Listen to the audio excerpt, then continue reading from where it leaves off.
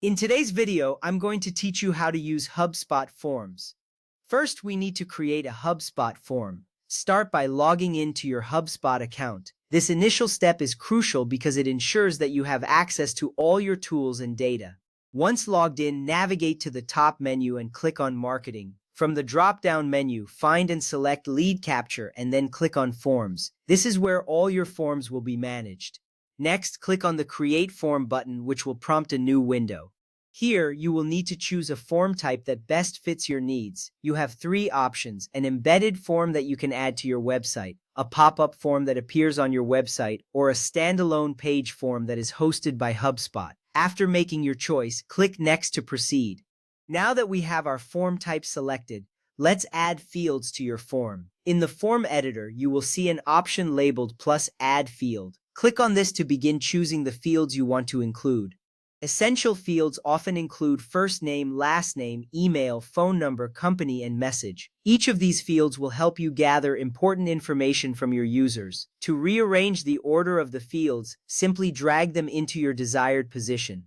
Customization is also vital, so click on each field to adjust the settings. You can change the label, add placeholder text, mark a field as required, or include help text to guide users. Customizing fields enhances the user experience and increases the chances of form completion.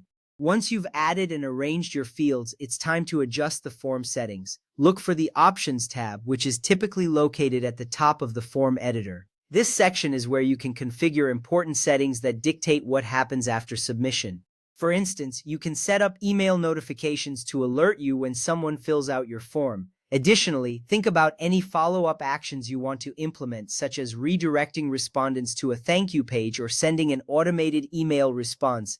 Privacy settings are also critical, especially in today's data-sensitive environment. After making all the necessary adjustments, don't forget to click Publish. This final action ensures that all your hard work is saved and made live for your audience to use.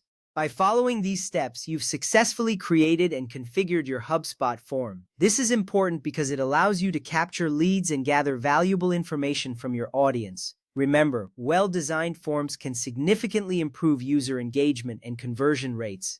If you take the time to customize your forms, you will likely see better results in your marketing efforts. Thank you for watching this tutorial on how to use HubSpot Forms. I hope you found it helpful and that you feel confident in creating your own forms now. If you have any questions or need further assistance, please feel free to leave a comment below. Happy form building!